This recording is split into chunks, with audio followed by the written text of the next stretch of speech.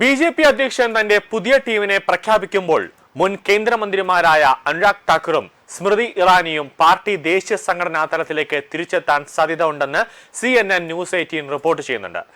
സ്മൃതി ഇറാനി തിരിച്ചു വരുന്നുവെന്ന വാർത്ത അക്ഷരാർത്ഥത്തിൽ രാഹുൽ ഗാന്ധിക്ക് വലിയ രീതിയിലുള്ള ഒരു തിരിച്ചടി തന്നെയാണ്. കാരണം സ്മൃതി ഇറാനി കേന്ദ്രമന്ത്രിയായിരുന്ന സമയത്തൊക്കെ MP ആയിരുന്ന സമയത്തൊക്കെ പാർലമെന്റിൽ വെച്ച് രാഹുൽ ഗാന്ധിയെ നടുവ് ചവിട്ടി ഒടുക്കുന്ന തരത്തിൽ, അതായത് രാഹുൽ ഗാന്ധിയെ പാർലമെന്റിന്റെ കുളത്തിൽ തൂക്കിയിടുന്ന തരത്തിലുള്ള പരാമർശങ്ങൾ, അതായത് രാഹുൽ ഗാന്ധിയെ പച്ചയ്ക്ക് വറുത്തു കോരുന്ന തരത്തിലുള്ള ഒരു നീക്കം സ്മൃതി ഇറാനിയുടെ ഭാഗത്തു നിന്നും ഉണ്ടായിരുന്നു. അവസാനം സ്മൃതി ഇറാനിയെ പേടിച്ച് രാഹുൽ ഗാന്ധി അവസാനം പാർലമെന്റിൽ പോലും വരാത്ത ഒരു സാഹചര്യം ഉണ്ടായി. പക്ഷേ അവസാനമാണ് സ്മൃതി ഇറാനി ഒരു തെരഞ്ഞെടുപ്പിൽ പരാജയപ്പെടുന്നു. അങ്ങനെ കുറച്ചു കാലത്തേക്ക് രാഷ്ട്രീയത്തിൽ നിന്ന് വിട്ടു നിൽക്കുന്ന ഒരു സാഹചര്യം ഉണ്ടായത്. വീണ്ടും തിരിച്ചു വരുമ്പോൾ നേരത്തെ ഉണ്ടായിരുന്നതിനെക്കാട്ടി 10 മടങ്ങ് ശക്തിയോടെ ആയിരിക്കും സ്മൃതി ഇറാനി തിരിച്ചു വരിക എന്ന കാര്യത്തിൽ യാതൊരു സംശയവും ഉണ്ടാവില്ല. ഹിമാചൽ പ്രദേശിലെ ഹിമപൂർ മണ്ഡലത്തിൽ നിന്ന് 5 തവണ MP ആയി തെരഞ്ഞെടുക്കപ്പെട്ട ഠാക്കൂർ നേരത്തെ വാർത്താ വിതരണ, പ്രക്ഷേപ, കായിക വകുപ്പുകൾ കൈകാര്യം ചെയ്തിട്ടുണ്ട്. കോൺഗ്രസിന്റെ ശക്തി കേന്ദ്രമായ അമേഠിയിൽ രാഹുൽ ഗാന്ധിയെ പരാജയപ്പെടുത്തിയ ഇറാനിക്ക് തൊട്ടടുത്ത തെരഞ്ഞെടുപ്പിൽ ആ സീറ്റ് നഷ്ടമായിരുന്നു. പാർട്ടിയിലെ മഹിളാ മോർച്ചയുടെ തലവനായും ദേശീയ സെക്രട്ടറിയായും അവർ നേരത്തെ പ്രവർത്തിച്ചിട്ടുണ്ട്. ഈ പുനഃസംഘടനയോടെ പാർട്ടി ടീമിലെ അംഗങ്ങളുടെ ശരാശരി പ്രായം 50നോട് അടുത്ത് കുറയാൻ സാധ്യതയുണ്ട്.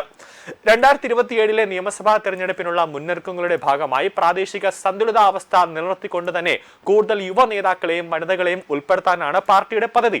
നീറ്റ് പരീക്ഷാ പേപ്പർ ചോർച്ചയെ തുടർന്നുണ്ടായ പ്രതിഷേധങ്ങൾ ഭരണകക്ഷിക്ക് വലിയ നാണക്കേടുണ്ടാക്കിയ സാഹചര്യത്തിൽ യുവ വോട്ടർമാരെ ആകർഷിക്കാനുള്ള ഒരു നീക്കമാണ് ഈ പുനഃസംഘടനയിലൂടെ BJP ലക്ഷ്യമിടുന്നത്. വിദ്യാഭ്യാസ മന്ത്രി സ്ഥാനം രാജിവെക്കേണ്ടി വന്ന ധർമ്മേന്ദ്ര പ്രധാൻ പുതിയ ടീമിൽ ഇടം പിടിക്കുമോ എന്നത് കണ്ടറിയേണ്ടതുണ്ട്. നിലവിലെ ഘടനയനുസരിച്ച് പ്രധാനമന്ത്രി നരേന്ദ്രമോദി, മുതിർന്ന പാർട്ടി നേതാക്കളായ LK അദ്വാനി, മുരളി മനോഹർ ജോഷി, രാജ്നാഥ് സിംഗ് എന്നിവരടങ്ങുന്ന 4-അംഗ മാർഗ് ദർശക് മണ്ഡൽ BJPയിലുണ്ട്. അടുത്തതായി പ്രധാനമന്ത്രി മോദി അധ്യക്ഷനായ പാർലമെന്ററി ബോർഡ് വരുന്നു. പാർട്ടിയുടെ പരമോന്നത തീരുമാനമെടുക്കുന്ന സമിതിയാണിത്. Nitin Nabin, Rajnath Singh, Amit Shah, JP Nadda, BS Yediyurappa, Sarbananda Sonowal, K Lakshman, Iqbal Singh ലാപുര, Sudha Yadav, Sathyanarayanan ജാദിയ, BL Santhosh എന്നിവരടങ്ങുന്ന 12 അംഗങ്ങളാണ് ഇതിലുണ്ടാവാൻ പോകുന്നത്. 15 അംഗങ്ങളുള്ള കേന്ദ്ര തിരഞ്ഞെടുപ്പിൽ സമിതിയിൽ പാർലമെന്ററി ബോർഡിലെ 12 അംഗങ്ങൾക്ക് പുറമെ മഹാരാഷ്ട്ര മുഖ്യമന്ത്രി ദേവേന്ദ്ര ഫട്നാവിസ്, കേന്ദ്രമന്ത്രി ഭൂപേന്ദ്ര യാദവ്, BJP മഹിളാ മോർച്ച അധ്യക്ഷ വനതി ശ്രീനിവാസൻ എന്നിവരും ഉൾപ്പെടുന്നുണ്ട്.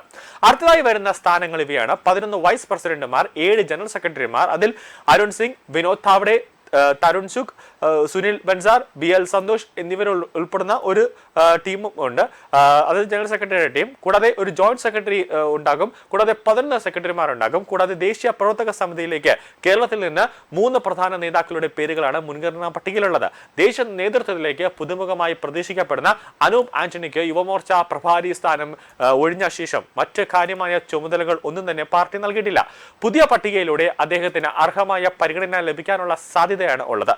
നിലവിൽ ദേശീയ സെക്രട്ടറിയായ അനിൽ ആന്റണിക്ക് പുതിയ ദേശീയ നേതൃത്വ നിരയിലും സ്ഥാനം തുടർന്നു കിട്ടാനുള്ള സാധ്യത ഏറെയാണ്. അവസാനഘട്ട സാധ്യതാ പട്ടികയിലുള്ള മുൻ സംസ്ഥാന അധ്യക്ഷൻ K സുരേന്ദ്രന് പ്രായപരിധിയിൽ കടുംപിടുത്തമില്ലെങ്കിൽ ദേശീയ രാഷ്ട്രീയത്തിൽ സജീവമായ ചുമതല ലഭിച്ചേക്കും.